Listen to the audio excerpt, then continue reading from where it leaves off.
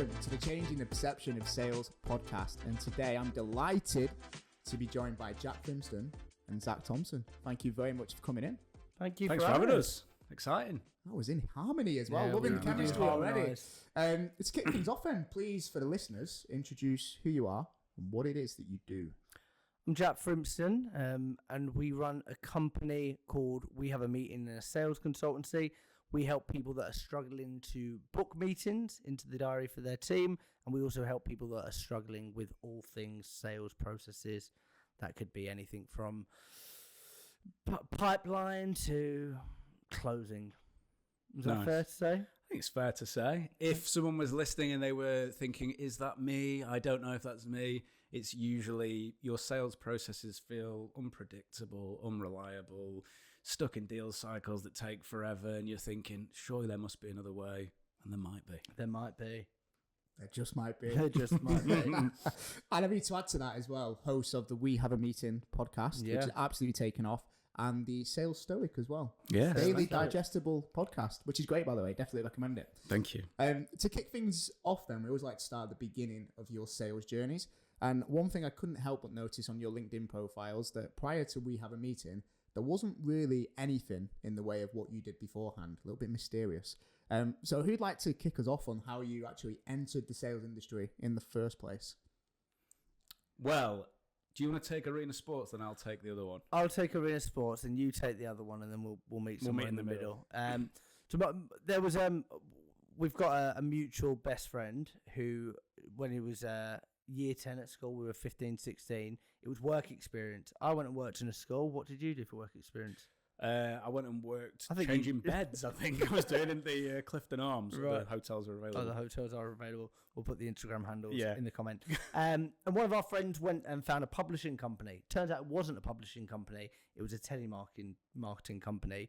And they used to sell advertising space for football clubs like Wolverhampton, Fulham. And he did his work. Name another football club? The Bedford FC. Good. And he did it, and then they was like, actually, you're quite good. Do you want to stay on for the summer? He said, yeah. Then he brought another friend in who was quite good, and they brought me on. So I was there for 6 weeks. They couldn't believe their luck when they found me. They thought they'd found a miniature Del Boy. He had the gift of the gab. He was confident. He was cheeky. He was charming, and he couldn't sell. I was there for 6 weeks, and then summer ended, and I went back to school. And it was very hard. It was one of those jobs where they slam a yellow pages on the desk and say start at the beginning or the end. And that's where you go. So I worked at the same place in my first sales We didn't work together, though. We didn't work together. Never crossed swords. We never crossed swords. It's funny that you say that because I'm about to take you on a little journey. I don't think I lasted as long as Jack. I got a few appointments, but then I was stood at the urinal one day, minding my own business like you do, probably whistling to myself. And the manager came and stood next to me and went, "You all right, Zac?" Yeah. Listen, it's not working out, while I was still urinating. I couldn't think of another word. Hopefully that's appropriate. And that was it. That was the end.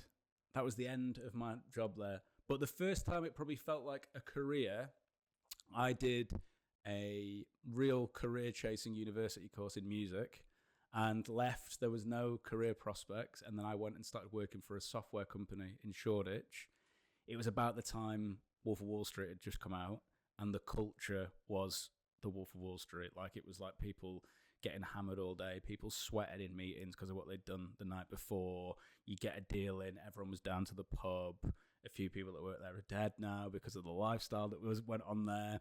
In terms of selling, there was no sales training at all. But what I learned there from just trying to wing it myself is now stuff that we talk about that's kind of come full circle. Like the first meeting I went to, because my boss was too hungover, I was sat in and I thought, how can I get it so this guy wants to be in a conversation with me but doesn't realise that I know nothing? So I spent the whole time asking him questions, and every time he answered one, I'm going, well, I've never heard that before. What does that mean? Tell me more about that. And just trying to buy myself time. And before the end, he was like, oh, you've really understood this. Yeah, that's great. And felt like a very strange place to work, but I learned a lot in the wrong ways. Don't try this at home. What a story. And what I want to get into is you both had, let's say, a bad first experience in sales. What made you then still end up in it or actually go back to it those years later? I think the truthful answer is it was the only job that I could easily walk into. And I like you say about like why do you not have much on your LinkedIn? I don't know if there'd be enough space to say 4 months at this place, 3 months at this place, a year there, then another 6 months, and then a gap, and all these different things of just like sales jobs are 10 a penny. And I always knew, and this is the funny thing about salespeople as well, I always knew that I interviewed well. So I always knew that I could walk into an interview, get a job, and if I liked it, great, I could stick it out and make some money. And if I didn't like it, there'd be another one just around the corner. So yeah. Yeah, I think something similar to that. I don't think it's unusual for people to leave university and think, oh, right, there's no like linear, there's no next step. You just like fall off the edge into the real world. And who's hiring? Sales is hiring. And then that sales job becomes the next one, you headhunt into the next one. But I probably didn't start taking it seriously till my wife said, we're having a baby. And then I thought, oh, wow, I need to actually get good at this. And that was when I was 27. So people who are still out there like winging it a bit and trying to figure out, is this the right thing for me? I don't think that's unusual. But the bit for me was like, how can I get good at the little bits that feel uncomfortable and almost gamify it? So it always felt like I was at least learning something or bettering myself. If you're just showing up and not expecting that, then there's probably no point. What's the phrase you guys, is it non-playable character I think you talk about? Do you want to share a little bit more about that for the listeners? Yeah. A good old NPC. We're parked in NCP. Other car parks are available. Nice. But thank you, mate. Full circle. Yeah, non-playable characters, and you think about like Grand Theft Auto. So you've got the main character, but actually all these people passing you by that don't have their own thoughts. They're just going about everyday life. Me and Zach lived together for a year in London, and we had a brilliant year of partying and laughing. And every morning we'd wake up at 7ish and we'd get on the tube together, and I'd be there like casting a spell on myself, trying to put myself to sleep because I was hungover. And then you're having like a full pizza at lunch, and then you're just being like lethargic and knackered, and it's just like you're just not in control of like, you're just like, oh, something will happen, something will wing. You're just not in control of like, you're not doing anything with any like motive. Do you know what I mean? So then it's a case of like, at points you need to maybe wake yourself up. 27, 28, typically it comes to a point where just ahead of 30 where you think, okay, might not be my fault that I'm like just this NPC, but actually it's my responsibility. I need to maybe wake up and take life a bit seriously now. Yeah. And we'll come on to that shortly for you, Zach, because that's probably when the business started, at the age of 27, when you had your first child on the way. Or your wife had first child. Yeah, she wouldn't like you saying that. No. But the thing we talked about was, the reason you went back in sales was because sales jobs, you could easily get one. You backed yourself at interview. Do you think the low barrier to entry to sales is a good or a bad thing? It depends. God, it's a big question. That there's the issue in selling is expectation, and it's expectation from everyone. So expectation from your boss to the new graduate who's just coming figuring out what their life is and going, why don't you care about our business enough? There's the wrong incentive there, so there's the wrong expectation. There's the expectation of the new salesperson starting, watching too many TikTok videos and thinking, I'm just going to be good at this overnight and get rich quick, and not being able to delay that gratification. Probably the bigger problem is you have this culture now, it's particularly in software, where there's shareholders in a business that need to be told good news, not necessarily true news, but good news. And because you've got this SDR AE split, what you can go to a shareholder with is, look how many meetings we booked, and look at all this hope in the pipeline of deals that might never close. And then you're just in this horrible, vicious cycle of pressure that doesn't exist in reality. So I think expectations are everything. It could be a low barrier. It could be a nice hand holding for 3 months. Could be, now let's get you on some clients. It could be that, but it's not, and it's riddled with unrealized expectation. I heard something the other day that you might like. I heard a quote that said, there's more fiction in Excel spreadsheets than there is in the whole of the British Library. Wow. Who said that? Yeah, our ops director, Ben, said that. No, but and I think it's like, we talk about like sales and top of the funnel and lead generation. It's the most vital part. It's the blood. It's the heart of a business to bring in those new leads. And then you trust 21-year-olds with it and don't give them any support or care. So I think it is like it really does boil down to expectations. Love it. I think I agree. I think the low barrier can be a massive positive. I mean, you can give amazing opportunities to people that otherwise wouldn't be able to get them. But then it's probably a reason why there are businesses like the ones you worked for all those years ago that probably do exist, unfortunately. We talked about your journey, Jack. Probably a bit more typical in university than in sales. Probably not the case for you, Jack. You want to share a little bit around your journey on how you got to being on this couch today? It was it was sales job. Did a degree in musical theatre. Went down and did some sales jobs, but alongside all my sales jobs, I was trying to be in a boy band. And Zac witnessed it firsthand. He lived with a boy band. He came to gigs to see a boy band. He used to film a boy band. He'd ruin our concerts. Yeah, sorry.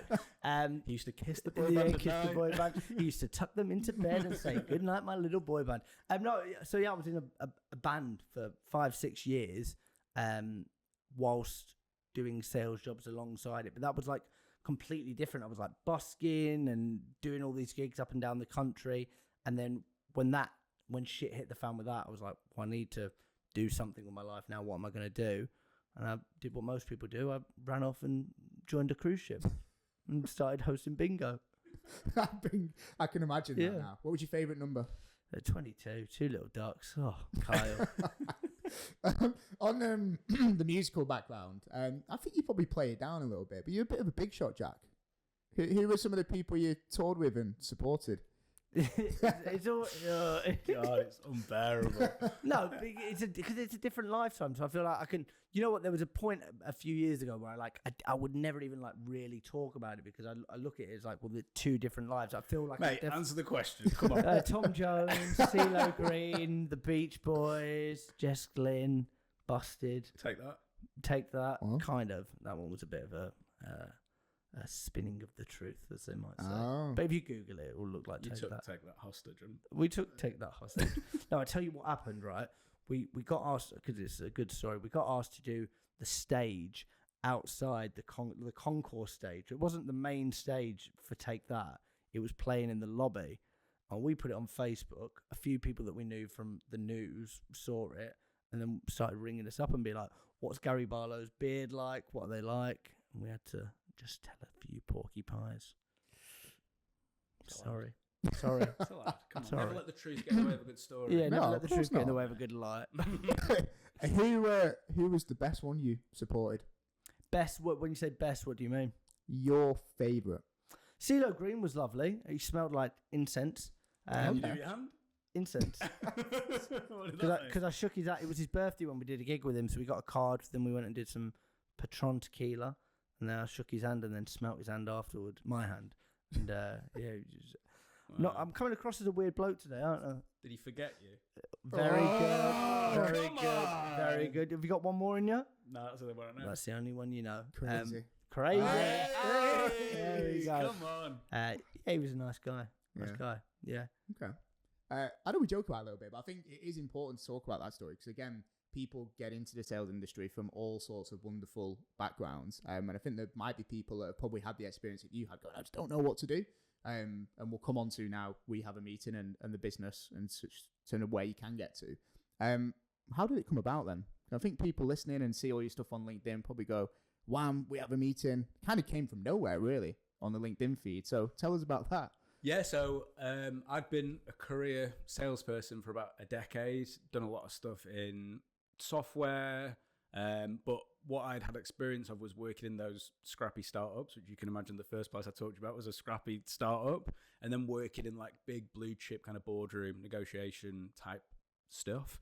And a few different things happened. So the pandemic hit, and at the time the pandemic hit, my wife told me we were expecting our first child, and it was like a bit of a wake-up call of there's this global event happening. There's also this baby on the way. Like, you need to start taking things a bit more seriously. And me and my boss that I worked for, there's a theme in my life where I don't always get on with my bosses. We'd sort of come to a bit of a crossroads of like, are you sort of with us or not? And I messaged Jack, funnily enough. Jack was not on the cards to come and work for us. I messaged him like, I've got an idea for a business. In the pandemic, all these shit salespeople have been exposed, and all the people that I'm meeting are saying to me, we don't need what you do, we need you. I want someone who's done what you've done, who can get a meeting with me and try and sell me something. I was like, wow, there's something in this. And then another person said it to me. Then another person said it to me. So I messaged Jack and just said, I think there's something in this. I think if I did this for lots of other people a few days a week, I could make more money than I'm making here. And that was it. The infancy was that. And then I was just sat in my bedroom. I had 1 month's wages to cover children, mortgage, all this stuff. By the time we'd got there, it was like, wow, this really has to work in a month. And 9 calls in, a guy said to me, if you can really do what you've just said, I'll pay you right now. And I thought, wow, maybe there's something in this. And within about a month, 2 months, I had a full roster of clients, so Monday to Friday, full clients. And then Jack said, I don't really know what I'm doing next either. So I said, why don't you come and work for me for a bit and just see what you think? And he said, all right, I'll give it a month and see how I feel. And then it was, I'll give it a year and see how I feel. And then the rest is history. Wow. And I think we spoke to you guys not long after that and said, can you help us with our first hires? Yes. So how weird to be here talking about I know, fully full circle. I think the story that always rings in, also we remember, was the person that rapped, I think. Yeah, Yeah, you found him. Yeah. So if that's not an advertising campaign, there you go. You'll find us rappers. Yeah. Great rappers. They're good at sales as well. Yeah, he was a good rapper. And what was it that made you take that leap of faith almost? Because you said then mortgage, commitments, people depending on you. People just think salary, security, stability.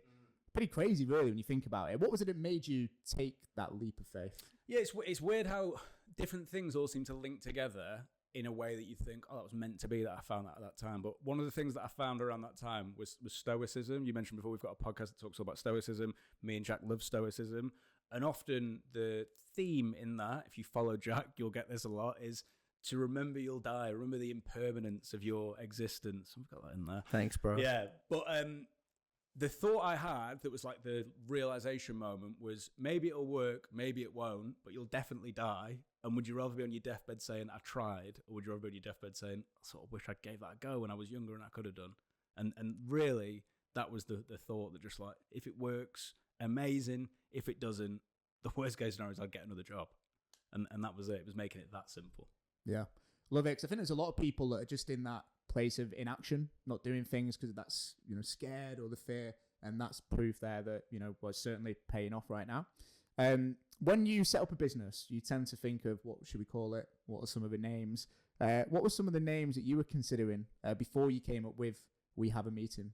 Right. So I'd never worked in a business where you have data to call from and mobile numbers and things like that. So I was very aware from day one, there's a gatekeeper obstacle here. Like having Cognizant and dialers and stuff has blown my mind. Like I never had that. So I was thinking, right, the first obstacle is I need to get through gatekeepers. So initially I was like, what would make them put me through? I'll sound like a law firm. So I was like Thompson and Thompson. That would have been awkward when I joined, wouldn't it? It would have been awkward. It would have been awkward. And I would have kept it as well. Thompson and Thompson. But then I was thinking, right, and I'm walking my dogs thinking, I need something that makes you go, yeah, I'll put you through without asking the question. And that's when I was like, okay, what would you say? Like, they say, what's it about? What's it about? If I just said, we have a meeting, there it was. And that was it. We have a meeting. And they'll just put you straight through every time. And that was the thought process. So when I was sat on my mobile phone and it's like, can I talk to Jack, please? Yeah, what's it about? Oh, we have a meeting. Put me through. You said we have a meeting. No, sorry, that's what the company's called. Laugh on the phone. That's a bit cheeky, isn't it? And then I was through. But that's how the business grew. And honestly, it might sound silly. I think if I chose a different name, it might not have worked. So interesting. When it gets mentioned in our office, and particularly in your early days, everyone always go, well, what time? Yeah. Always the response. I mean, the fluke part was, it was clients that came to us and said, we're going to call you WHAM. Wasn't it? That you went sat there going, we've got a joke like from our old history where I said something about Duran Duran, and then it was like, it spells out WHAM as well. And it's just like, it's worked perfectly. Like it's like you say, it's the perfect name. Thank you. You're welcome. Thanks, Thompson and Thompson. So simple though. Sometimes the simple things are the best. And yeah, I think a lot of businesses seem to struggle with, like, we sell printers or IT services and not know why it's not working. Like, think of a better name. Come on. Well, WHAM, we have a meeting, great name. Jack, you came into the business, and as Zac mentioned earlier, you said, I'm going to give it a month. What was your mindset and thought process at the time to be thinking, actually, I'll just give it 4 weeks? I was definitely in that period of my life that just lacked conviction, and I was gearing up for a bit of something, and I was gearing up for a challenge, but it was just a bit scatty. And I think everything I'd done it for a bit, and like I was still trying to work out, do I want to be a musician? Because I'd done the band, and then I'd come off the cruise ships, but I was forced off the cruise ships because of COVID. So there was a period where I had like a little bit of a solo music thing, and then I was like, do I do that? Do I want to try and do comedy? Do I want to do writing? Do I want to do this or that? And then it was real funny time that I also applied for an apprenticeship at the BBC to be a podcast producer, and it would have been 20 grand for 5 years, like set in stone. Like, and I was like, I won't be able to survive, but in 5 years' time, maybe, whatever. And I said to Zac, I said, I'm waiting out on this, I'm waiting out on this. And we just kept having conversations, and I got to I progressed through a few rounds, and then it got to the point I was like, actually, mate, even if I get it, I'm coming with you. And I think like the day after I got rejected from it anyway, and it was like, that was a natural. We went for a dog walk in Zac's neck of the woods down south, and it was a very like clear conversation of like, all right, if we're going to do it, let's fucking do it, but let's do it properly. And I think like from being on board, it was just like, let's throw as much, if we're going to do it, let's make it work. Love it. And a lot of people listening to this, they'll see your content on LinkedIn, your tips, trench tips, like all of that good stuff. They probably don't know too much about the actual inside of the business in terms of what you've achieved. So just for our benefit, really, where are you now in terms of when you started that journey 4 years ago to what the business team, everything looks like at the moment? So we started off with a handful of clients. One of the first names we got in was Panasonic, which I used to dine out on quite a lot. I'd been trying to get him in through my previous business, reached out to him, and he was like, mate, we'll have that instead of what you were trying to sell me before. So that helped us a bit. Jack came in, and the reason that we came to you guys to hire was Jack came in, brought a client on board, absolutely smashed it, and then they were like, do more. And we were like, we haven't got a team.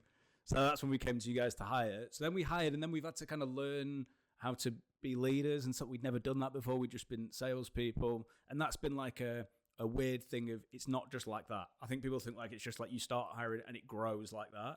It's actually been more like, it feels like it's working, and then it kind of falls off for a bit, and then it feels like it's working again, and it falls off. And it's this kind of gradual pushback, and you're moving up.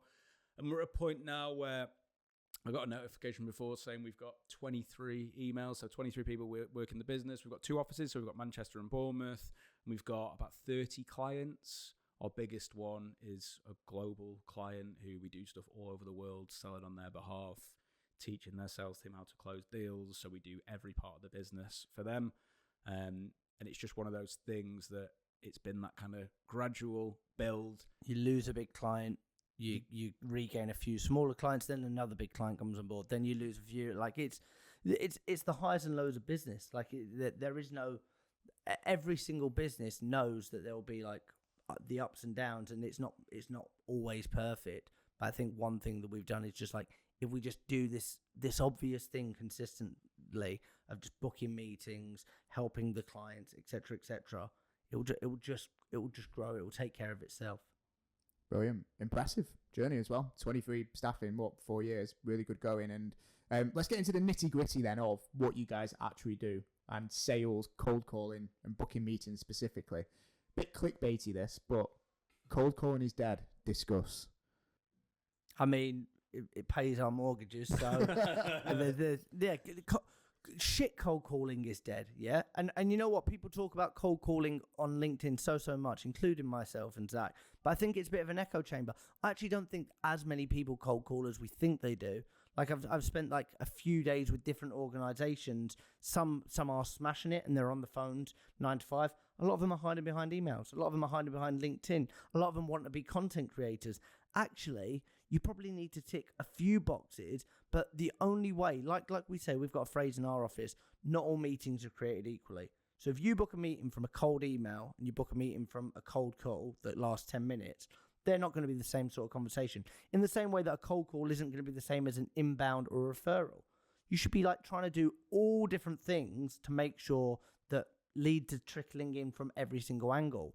But the only way to actually have a human-to-human conversation and find out if they've got the problem and if they're motivated is by picking up the phone. Yeah. I think my faith in what we do has been restored this week, funnily enough, because I've had 3 cold calls that are like, I like your stuff. I follow your stuff. Here's the quirky opener, and you're like, okay, yeah, you've got the quirky opener down. I'm like, yeah, go on. You can have a bit of time from me. They give me the pitch. It's too complicated. I don't know what they do, and I go, honestly, I really appreciate. I probably wouldn't be interested in that. And they go, if we could make you 5% better, can we sit down tomorrow? All 3 of them have done that. I'm like, oh, you're like learning the like you said, you're learning like the clickbait bit. You're learning like the bit that is nothing. The opener is nothing. And you're just forgetting all the actual stuff that makes it work and is good. And because of that, I feel like, oh, actually, this isn't a dying art at all. Yeah. So to come on to those experiences you've had this week then, probably good examples and what a lot of people are doing. Mm-hmm. Those people and anyone else listening, what do they need to be doing differently, in your opinion, to improve and make those calls better? There's a few things. I mean, the first one, and this goes for every communication you have in your own life. Imagine someone's wearing a big sign that says "Make me feel heard." That's the first thing. We know most sales calls go question. You answer the question, they go, "Okay, great." Question. Okay, great. And if you ask questions too many times, you start to feel like it's interrogation. So that is the first thing. Like, really think about the way you come across. We had a guy called Julian Treasure on the podcast, who's like an expert in speaking and listening and the way that we hear and speak. And he said, think about the listening that you're speaking into. You think, wow, that's a really good thing to like. It's more important how it's being received than what you're saying. And the other thing is, like, think about what you're actually there to do. So our simple model, like, there's a framework and all this sort of stuff. But what I'm actually trying to make someone do is, do they recognize they have a problem we solve? And is there a motivation to fix it? And the way that I do that is get them to think deeply. And if they think deeply, they'll attach an emotion. If they attach an emotion, they'll act. That's it. But what most people do, like, oh, you don't have a problem? Never mind, I just need the meeting. You've just got like a SDR target. You've just got like meetings in the diary that needs to be hit. You don't care about me. You're not making me feel heard. And that's the bit that's missing. Good old commission breath potentially coming exactly. out as well. Hook a brother up. Yeah, hook a brother up. Yeah, hey, hook a brother up. I've got one more meeting to get today. Just say yes. I ask people, do you get paid for this? And if you get me in the diary, you get paid for it. And they go, yeah. And I go, put me in the diary then. But I have no problem. I probably won't buy. But you can put me in the diary. I want to send. Like, yeah, I'm fine. Because what happens now is like a year ago, 2-3 years ago, our diaries was just Jack and Zac have a little chat at lunchtime. That was it. There was nothing in the diary. It was just dialing all day, whatever. As time's gone by now, you look at our diaries and you go, when am I going to breathe? When am I going to walk the dogs? What's happening with that? And what happens if someone calls us and goes, books a meeting? I go, yeah, all right. And then I put it in that slot. But then on Friday morning, I see it and I go, I've got so much shit to do. That's the first thing to go. But actually, if it's something that I need to solve, I'm going to be there. And that's the same for all the prospects that you're booking meetings with. Good way to look at it. Look at it from the other person's perspective that you're booking the meeting in for. You mentioned deep thought. How, and because of the emotion and the action that can be taken from it, how do you, or a salesperson listening to this, get someone into deep thought on a cold call when you've never spoken to them before? Yeah, it's a great question. I mean, if you think about therapy, right? If someone's ever had therapy before, and we love this idea that a good sales call is like a therapy session. A therapist doesn't ask you the most complicated question. They don't talk about themselves. What do? They make it all about you, and they ask you very, very simple questions. So I'll give you an example. One of the things that most salespeople are trying to do is like, here's my 2 or 3 problems that we solve, right? That's cool. They're trying to do that. The first step when you've got someone to say that it's a problem, what the therapist would do is say, but how do you know that's a problem? And that's the question that we ask that starts to encourage that. Let me think about it a bit deeper. So rather than me going, oh, how do you know that's a problem? I go, it's going to sound like a really silly question. That thing you said about not being able to recruit people at the minute. So how do you know that's a problem? Well, because it's slowing down growth. We can't really get where we need to be. Okay, I'm really going to sound like such an idiot here. Okay, and why do you need to grow? What's happening at the minute? Well, if we don't grow, then, and suddenly I'm getting not only deeper into the thought process, but there starts to be that emotion attached to it. Each layer I go deeper is more emotional, more painful. And that's how you do it. You ask the simple questions, and there's a very clear, we're going deeper here. We're not just moving across. We're not crab walking. We're going down with the pneumatic drill. Great examples. Love it. Thanks, And the bit I like there as well, I'd get both your thoughts on this, is you teed one of the questions up with, not to sound like an idiot here, that might seem a little bit unusual for a salesperson to basically admit that you are an idiot to someone you'd never spoken to before. So talk us through, either of you, the kind of psychology behind that. Everybody wants to be seen as an expert, but I think there's a quote that if ask a stupid question, you're an idiot for 5 minutes. Don't ask the stupid question, you're an idiot forever. Like, actually, we talk about these 4 different characters that you play throughout sales. So whenever you're on a discovery call, a cold call, or whatever it is, a client meeting, there are 4 different characters that you can bring to the table. And this is all about kind of, what hat do I need to wear today? Because you might need to have a tough conversation, or it might need to be softer and it's more therapeutic. And the best salespeople that I've seen are the ones that can wear all 4 hats at the same time. So the 4 hats that we talk about is the actor. Are you adaptable? Can you improvise? Can you think on the spot? When somebody says, I'm just carrying my daughter down the stairs, do you go, okay, great. Well, out of 3 problems, or do you think about it and build rapport, or whatever it is? I'm not saying build rapport about the weather, but like there's a game that you can play as the actor. Then you've got the lawyer, and this is one that we absolutely love, and it's like picking up on like little contradictions when someone says that's never a problem, but then they say later down the line, oh yeah, I've seen that since the business started. Okay, I'm probably gonna have to ask maybe a bit of a challenging question here. You said this earlier, and then you also said that. So what did you mean? So it's pointing out those different contradictions. Then you've got the therapist, like Zac. What do you mean? Tell me a bit more. How do you know that's a problem? I'm here. I'm a lazy river. I'm nudging you along by asking thought-provoking questions. And then the idiot. You've got to get that out. And the best way to do it is by framing it, softening it. If I just go, how do you know that's a problem? You're going to go, piss off. You've cold called me on a Tuesday afternoon. I'm having a brew. I don't care about you. But if you can kind of, it's probably using like accusation audit and bringing in different tactics to go, oh, listen, I'm going to sound like a real moron here, and I hope you don't think I'm an idiot. But I guess, how do you know that's a problem? It sets the scene for you to ask silly questions. Otherwise, like you said, people want to be seen as an expert. If you ask a silly question, people might just go, well, that is a silly question. But the fact that you're aware of it, it kind of breaks the 4th wall, as they say in the industry. You asked about the psychology before as well. So people that hear that will go, well, there's going to be 2 scenarios that happen. Someone's going to tell me off and then correct me, or someone's going to put their arm around me and think I'm an idiot and then tell me what's happening. Both are fine. It cannot go wrong. If someone thinks you're an idiot and starts going, well, let me explain it to you, they're feeding into it and they're getting emotional in doing it. If they put their arm around it and let me help you with this, they're getting emotional and they're telling you what's going on. It has no wrong answer. Well, be more of an idiot, salespeople listening to this. It's not a bad thing. Might not struggle. A lot wouldn't. I wouldn't, that's for sure. Coming on to kind of similar, maybe psychology to what we talked about being the idiot there. One thing I love that you guys talk about a lot, and again, it probably seems counterintuitive to what we are taught as sales professionals, is almost trying to put people off and tell them reasons why they shouldn't buy them. We've had examples of doing this literally today. A business looking to recruit, they've used agencies, they've done it direct, they're still doing that. Why not just do more of that if you've been hiring people on it? They start to sell to you. But I'm interested to get your thoughts on where that actually come from, because to add a bit more context, Jack, I think when I booked an initial call with you, I think to discuss this podcast, there was a drop-down menu that said, we charge X amount per day. Is that too expensive or something? I was like, I just want to chat with Jack. But what's wrong calendar. But yeah, getting my numbers up. What's the thought process behind that? Right, so there's loads of different ways you can take this. Human beings have basically evolved to adapt to change rather than solve problems, and the big thing that we've been able to adapt to is having problems rather than solving them. So I'll give you an example. It's easier and safer to think everything's a lion, because that way I'll survive, right? If I was like willy-nilly walking through life like, might be a lion, we'd all be dead. There would be no human beings here now. So we've evolved through basically thinking the worst of everything. You've got a part of your brain called the amygdala. It looks after your emotions. It's wired 60 to 80%, depending on who you are, to favor negative information. So even the most positive person is wired to favor 60% negative information. You'll have it in the morning. You're walking here. How are you today? I'm tired. How many people in the office go, I'm tired? That's the first thing they say. That's how I feel. Like the first thought that's knocking around in my head is, I'm tired, a negative thought.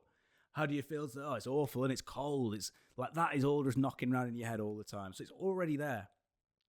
Now, the other thing with looking at it from a selling perspective, I'm selling to you, there's more reasons for you not to buy based on that than there is for you to buy, because you're naturally negatively wired and you're also wired to not want to change. So those two things are just naturally, I can't beat those. Yeah, so those are two things that are happening. And the other thing is, if I start trying to persuade you because of that wiring, you'll notice and you'll want to do the opposite thing. So how do I counterbalance that? Well, the way I counterbalance that is I actually start trying to talk you out of working with me. I be more negative than you're being.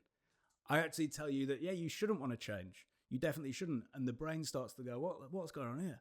I actually want to go the opposite way that he's telling me now. So the amount of times I've sat on a call with someone and been taking notes, and I've looked up and gone, can I be really honest? I've sat down with loads of recruitment businesses. You actually sound like you're doing pretty good. I probably wouldn't say you need to do something like this. Well, yeah, we do. Yeah, we absolutely do.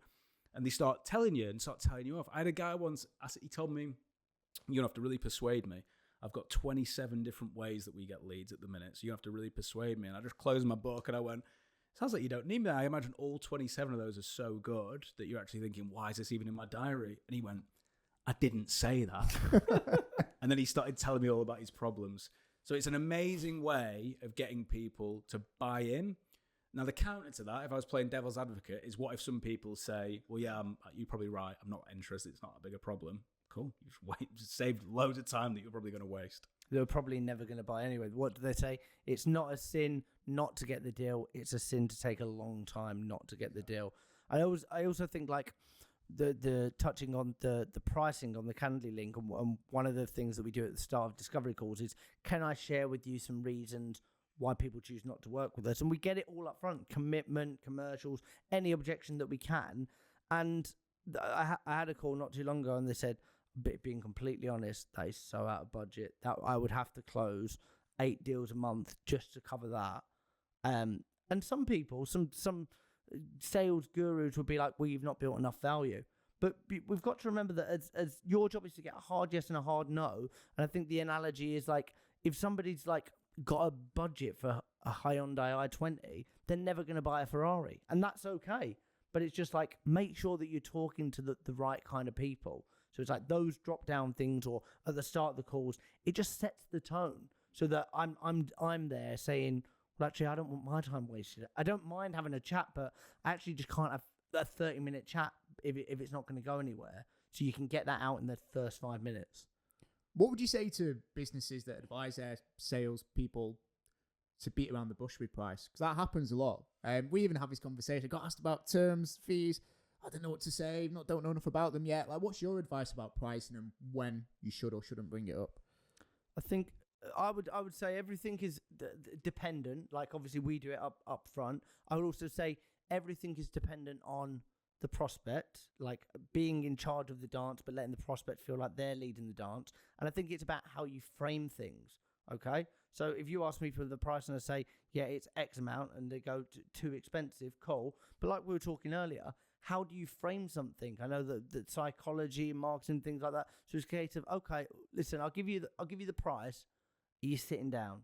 Yeah. Are you right? Okay. And if I tell you, and you think, bloody hell, Jack, I was not expecting that. Actually, that would never work for us. Will you tell me? Yeah. Are you sure? Because I can take rejection. I work in sales. Yeah. Go on. Okay, it's $1,000. Okay, that's not, and you're alleviating. You're probably building it up so that expectations are going to be somewhere else, that you're going to say something awful. And then if it doesn't align, cool, you've got rid of a tire kicker anyway. Anything you'd add on that? No, that's usually the way that we do it. I mean, it depends on how complex someone's sales cycle is, what they offer. Another way of doing it, if you're in like a really long, lengthy sales cycle, is to find out the cost of the problem. Like, do you have any idea how much this costs? That'd probably be a bit more like traditional selling. But anything where you can lean on the prospect builds the idea for you is going to be better. So like, I keep going back to recruitment only because I'm trying to relate to you. I'm trying to build a bond. You and Jack know each other already. So if I was in a market like recruitment where there's lots of recruiters that have probably spotted that job ad and they're like, how can I get working with this company? I wouldn't be ringing up saying like, here's why we're different. I'd probably be saying, you're probably getting lots of calls like this right now. If you were to build your own recruitment agency, what would that need to look like? And they'll start saying things. And when they start saying things, everything that they say is going to be a symptom of a problem. I'd want them to only send me relevant things. That means someone has not sent them relevant things before. I'd want them to not hound me on the phone all day. That means they've been hounded on the phone all day. And everything links back to a symptom. And the same with pricing. So when they start to build the ideal recruitment company for you, okay, and I'm guessing based on that, you've probably got an idea of terms as well for that ideal recruitment company. Yeah, I'd probably pay 17.5% to 25% for someone like that. Depends what it was being. You go, okay, right. So now I've got the ideal recruitment company, the price you want to pay. And I go, okay, and you're not going to believe it. If I said we could do something like that, would there be any reason not to sit down and explore that further? You know, fucking hell, I've built the idea. I like my own ideas better than yours. Here's my diary. That's how that's going to go. Love it. Difficult for them to say no then, surely, as well. Yeah, because it's your idea. Yeah. Exactly. Love it. Can we talk about PME? You can talk about PME. Can we talk about PME? Yeah. So we're getting into, obviously... I revealed PME at your event not too long ago. You did, and we liked your PME. It was like it. It was wow. great. You've been put in prison for that before. But just, we're getting into like the nitty gritty really of the call, some of the psychology behind it. I think this is a really actionable framework for people to take away and implement into their kind of day-to-day role. So if you wouldn't mind sharing, what does PME stand for? PME stands for problem, example, effect, motivation, expectations, bracket, realistic. Yeah. Expectation, emotion. Yeah. And there is an S on the end. It's PMEs. That's a summary. Yes. Yeah. So what we want to do is we're always thinking about this psychology. So we're taking, can they get a problem? Can they attach themselves to a problem? Great. Can they give us examples? Because if they can think of real life examples, that kind of adheres to the heuristic bias. So they're going to say, well, yeah, that is a problem in their world. Can they think of recent examples? That kind of confirms it even more. Then the effect. So what is it having an effect on? The business, personal life, all of these different things, time, risk, money, those kind of things. Then we're going to find out why they're motivated to fix it. And then we're going to drive them through that into expectations. So the happiness equation is expectations meets reality. So I don't want to promise you a recruitment agency that offers terms at 12% if I know that we can only do 20%. So that's why I want to find out about your expectations. We get that emotion, then it kind of jolt starts that decision-making power. We're going to summarize everything, we've discussed it, and then we're going to try and book a meeting. I think any framework as well, you should be able to put it in a real-life scenario. So this is stolen from Alcoholics Anonymous. So if what Jack just said then, if you were someone who was struggling with alcoholism, that's the process that you would go on to decide that you need to fix it. That's the process you went to Alcoholics Anonymous they would take you through.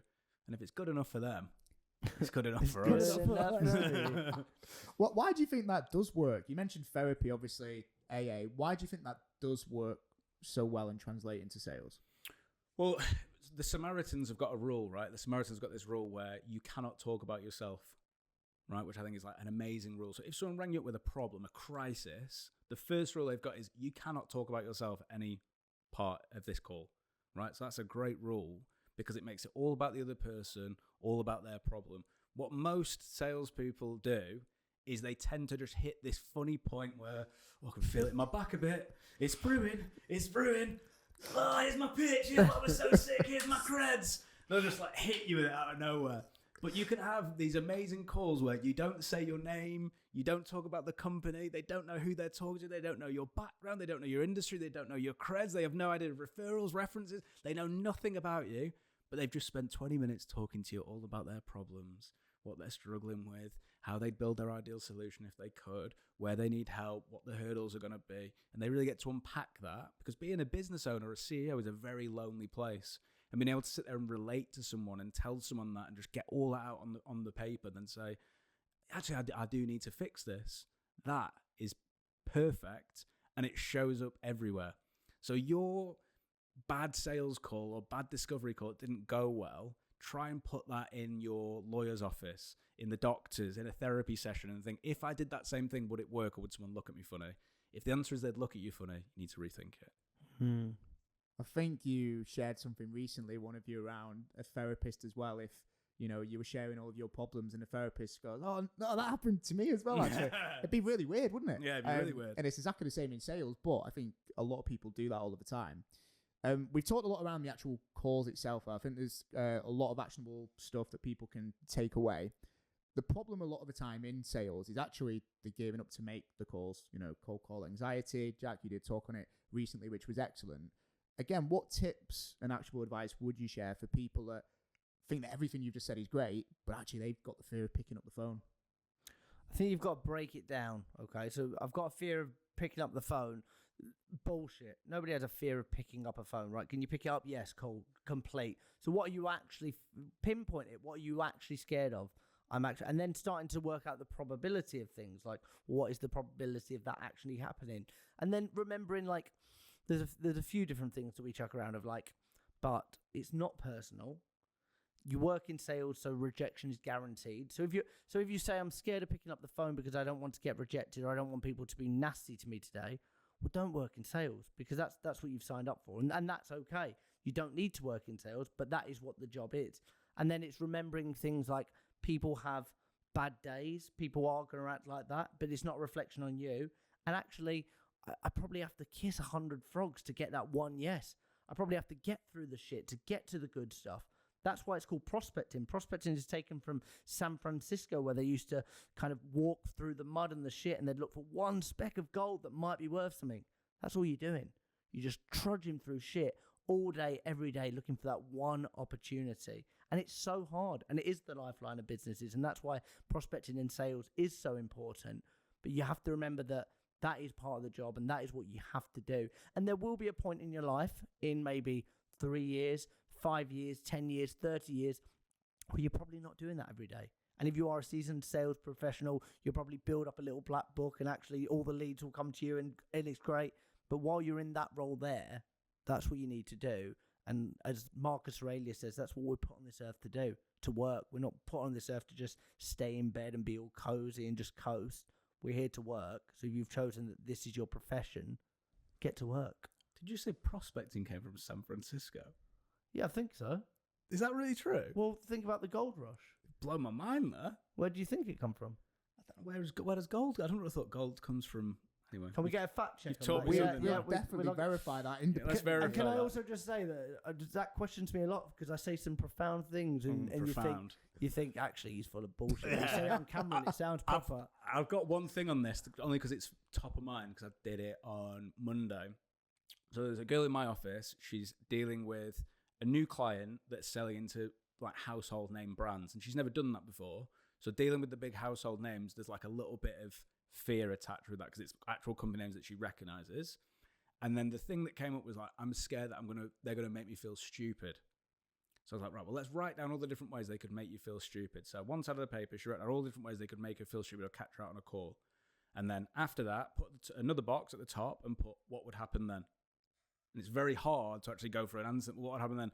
Well, I'll just answer it like this, or the call would be over. And when you suddenly start putting yourself away from it, you start to realize like it's maybe not that bad. The technique is called cognitive distancing. So it's like, I have this problem, this anxiety around this thing. Make sure you're looking at it from all sides. And this is a really simple way of doing it. Just saying, what would happen then? Or putting yourself after the event. Like, what would happen then? And suddenly you're like, oh, well, not a lot. I'm just scared of the initial impact of rejection, but realizing that I've not been killed from cold calling. As I think you're thinking of doing a post about that next week, aren't you? Yeah. I've never heard that one before. So I think it's that kind of thing. Love it. What would happen then? Like that. And I mean, remember you will die. We have to talk about it, don't we? Remember you will die. It's Zach's favourite catchphrase. It's a good one. Where do we start? Where would you like to start? Great question. Great. I like the way you. Great question. I like what we're doing today. So I'll tell you what. So Zach found stoicism. No. Zach found stoicism. No.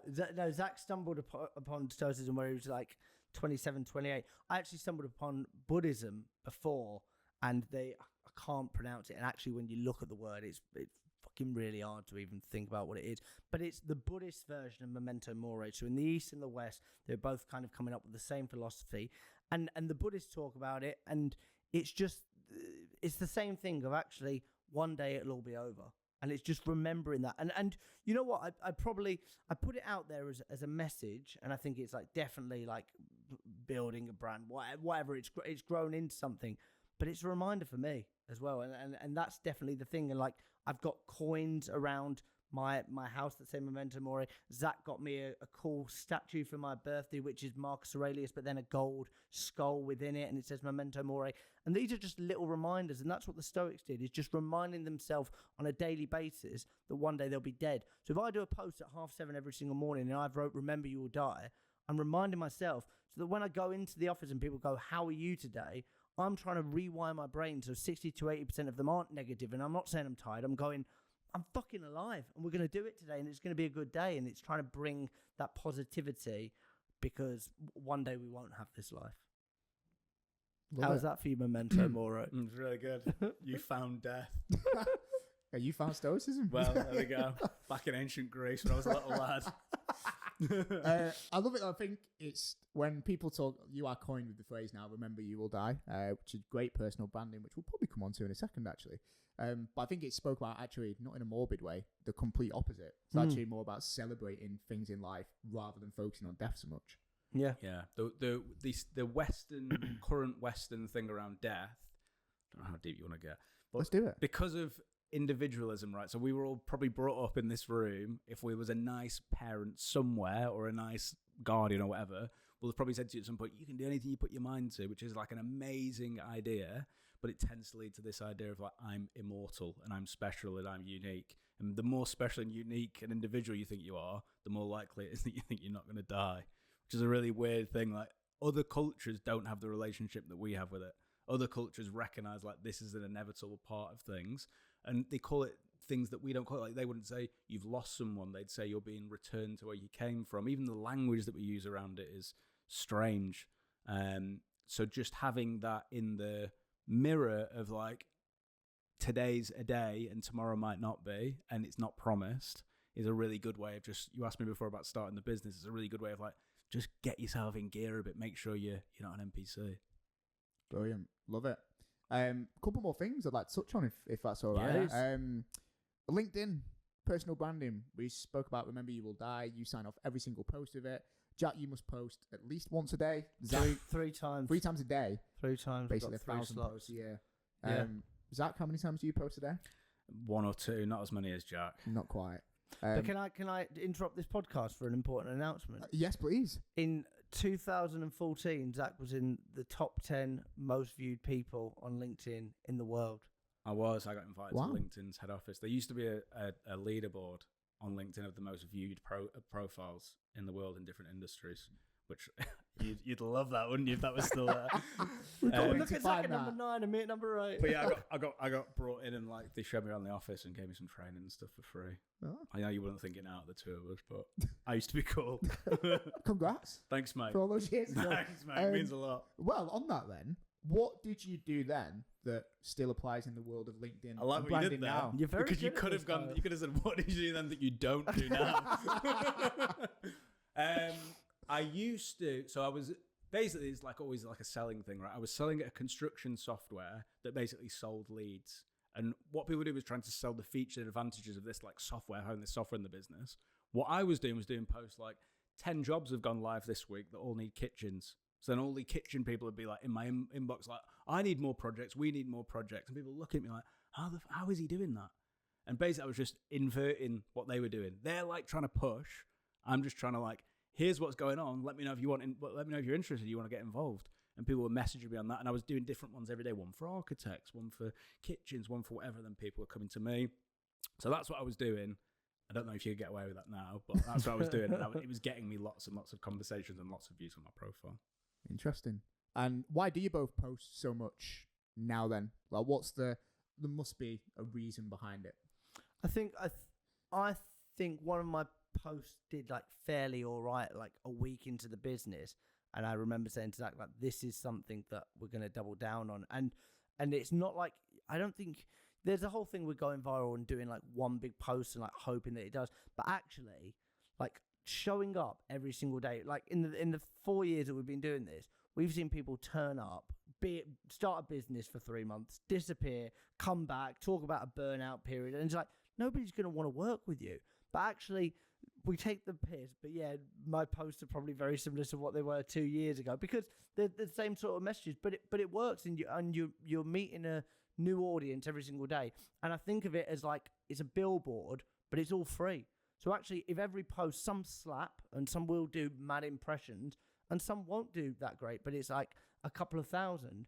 But if you do that, that's 6,000 people that you're getting in front of and you show up consistently. And then it's a case of like, because we talk about the same messages, I want to be around that boardroom when people are going, we need someone to help with lead gen. Who's that bloke that always banged on about death? Yeah, find him.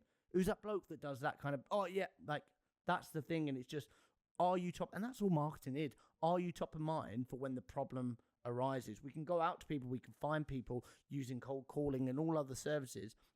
But marketing is when they have that problem and they're motivated to solve it, are you the first one they think of? Yeah, exactly. If you think of, so cold call to meeting has immediacy to it, but then you need other things that are working in the background that are feeding the pipeline. The amount of times people have reached out to us, they don't interact with anything on LinkedIn, but they're reading everything. And I read everything, and I listen to the podcast, and I've got the newsletter, and they like have everything. So they know the framework, they get it, they know how much it costs. They've maybe thought about buying before, but not quite done it. That exists outside of cold calling. So it's basically like, how big do you want your net to be? Do you want your net to be, it exists in cold calling? Do you want to add another net that exists in LinkedIn? Do you want to add another net that's YouTube, one that's podcasting? And before you know it, that net is getting fed from all different angles that are working independent of you. Like this asset now, having this podcast, doesn't age, and someone might pick this up in 2 years and go, oh, well, they helped them with their first hires. Like, we're about to hire, I'll reach out to them. It never ages, and that's something that you know about LinkedIn as well. Someone just typing in, oh, remember you'll die, what's that guy called? They find Jack straight away. Or cold call openers, they might find Jack straight away. So it's how do you have these little assets in the background that are always feeding your pipeline? And that's the way to think about it. I also think, just to add on that, is definitely this like... Was that not good enough? No, it was really good, but I actually just wanted to put one more kick in for the road. Jack's going to ruin it. It's just... it's that social proof. So I'll tell you a story. One of our team cold called somebody and booked a meeting off that. But actually, from that, they've gone away and obviously done all their research. Having that social proof of podcasts, followers, things like that, speaking at the event, and then you kind of, the lines tie together that's actually made that conversation stronger just because of everything that's there. It's not to say that it wouldn't have gone somewhere, but actually, if you're looking for people that you know, like, and trust, does it tick all those boxes? Well, they've got followers and they post regularly and actually people are engaging, so they must know what they're talking about. Or when they've sat down with these people, so that must be a thing that adds to it. So I think you're just building the picture and you want to make sure that you can, if you talk a good talk, can you back it up as well with facts, figures and social proof? Love it. All about casting the net and having other avenues to get stuff in and generate pipeline. I think LinkedIn's an interesting one though, because the amount of times you hear, oh yes, saw that post you did, never liked it, never commented it, but there's so many people that are seeing what you're doing, they're just not clicking the button that's underneath the post. So it probably does a lot more than you probably think. I know you guys are big into your personal development, reading books, stoicism, all the things that you talk about. What are the books or material that you would recommend, maybe plug your own one here, would recommend for any salesperson listening to this to get better at their profession? We've got a list of books, haven't we, for salespeople? So we say like we say Never Split the Difference, Can't Teach a Kid to Ride a Bike at a Seminar, Gap Selling, 48 Laws of Power.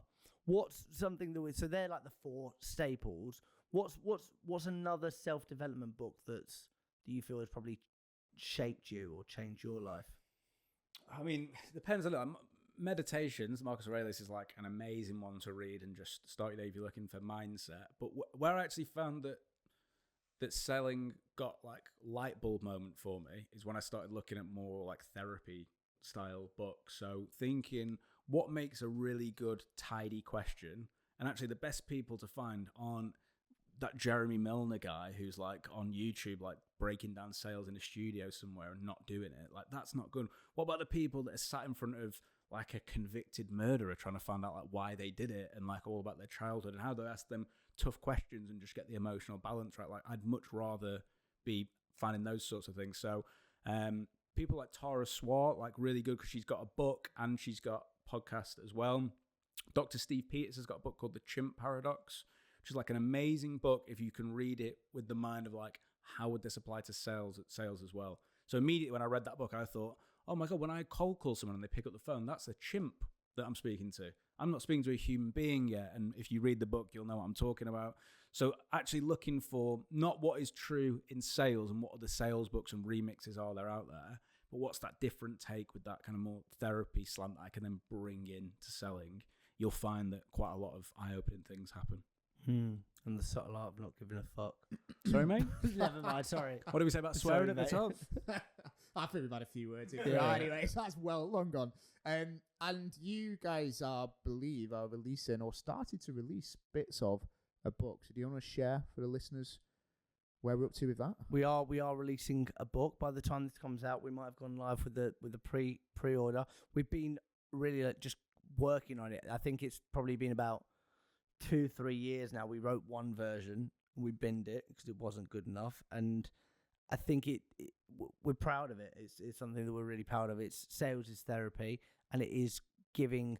A lot of the sales books probably don't give enough like real life examples. And actually, the way that we've written it, we want it to start as a self-development book, and it is probably like talking about your mindset, and it probably falls into that category, and then it probably moves into communication, and then a bit more like practical examples.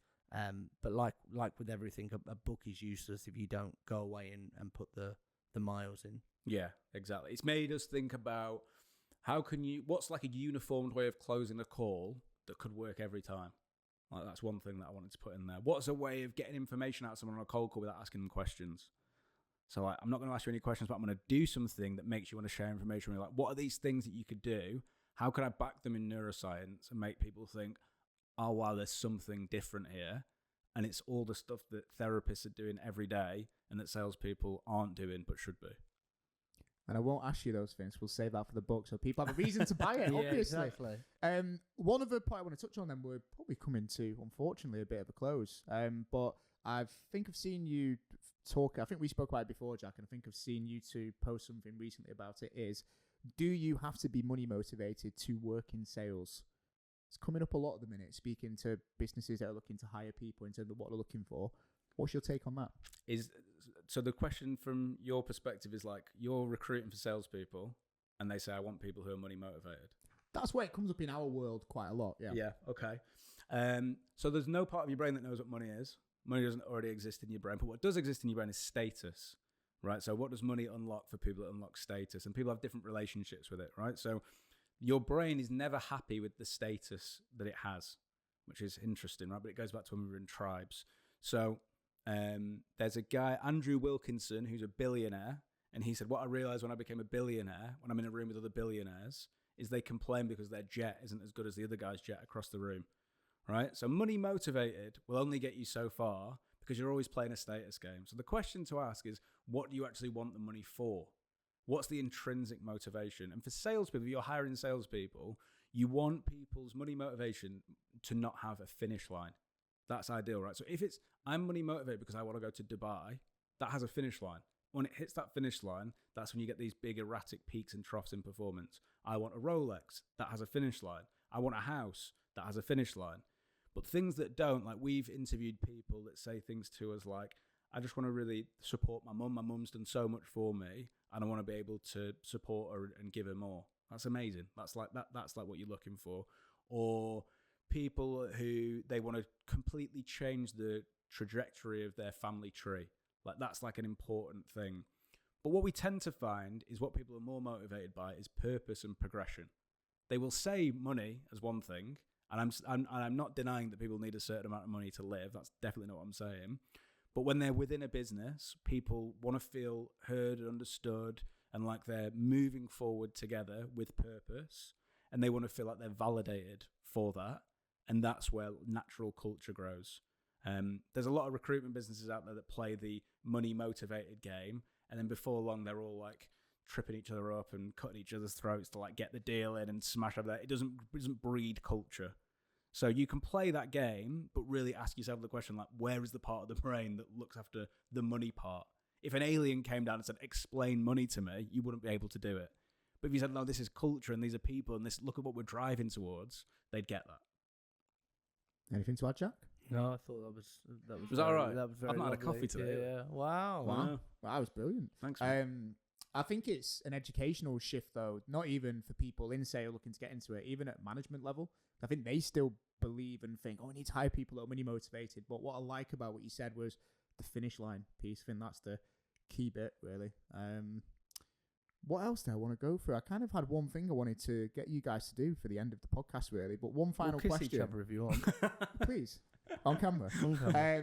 What more or what do you think we can do? And you're doing a great job of it already, but the whole point of this podcast is to change the perception of the industry. We want people to see sales as a profession, an art form, something they are proud to do, not, shy away from saying that they are salespeople, which some people still do. They don't want to tell their family and friends they work in sales. So what else do you think needs to be done to continue to change the perception of the industry? I think we need to start getting people to talk about it in the way of, you look at Dragon's Den, right?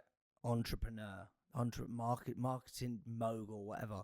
You're all sales guys. You're like marketing is like a way to bring people in, but like you then close deals. There's a reason Stephen Bartlett's worked with all these different companies. Yeah, he came in and they probably wanted to work with him, but then he sold to them. So like actually Dragon's Den should say salesman, saleswoman, salesperson. Like we're all salespeople, and I think it could just be a language change and a language shift, but actually saying like, yeah, I do work in sales, because whatever you're selling, it could be time, it could be energy, it could be your passion, it could be your services, whatever it is, it's all sales. So I think that's where the shift needs to change. Yeah, I'd agree with that, but I'd probably make it a bit better than you. If Okay, yeah. You've got 60 seconds. The car parking's over in a minute. Come on. So, like, the ancient world, ancient Rome, ancient Greece, people's lives had these arcs to them, right? So you'd have like, now I'm the soldier. Now I'm the philosopher. Now I'm the family. Your life would have chapters to it, yeah? So if I'm looking to, in this modern world, build into a life where I figure out different skills and stack different skills on top of them, sales is a fundamental, foundational skill set to it all. Even if you did sales for a bit and then went into marketing or went into product or whatever it is, you still need to know how to tell stories, how to find emotion, how to find problems, whether it be me navigating with you as two colleagues, or whether it be me selling to you. I still need to know how to do all those things. And I think that's the bit that we miss. And it's also probably the bit that's missed in school as well, because how many people are probably getting interviewed here that we've interviewed have no interpersonal skills? They're very book smart and they've passed exams, and I can clearly see you're a university graduate, but no one's ever said, how do you construct a sentence or answer a question? Or there's no interpersonal skills there. So sales can be an opportunity to teach people that set of interpersonal skills and be like a self-development step in their career, where now you know how to have conversations with people and you can go out into the real world and feel really confident and comfortable with that, even if it's not something that you do forever. Mm-hmm. You really did find stoicism, didn't you? I really did. Gents, this has been wonderful. We should do this again sometime. Should. But thank you for joining. Can I ask, if there's no trademark infringements here, I would love for you to end this podcast just like you end the Sales Stoic podcast. Remember, you will die. Wasps, get them out quick, or put them in my shoes. Love it. Thank you very much. Thank that was you. great. Cheers.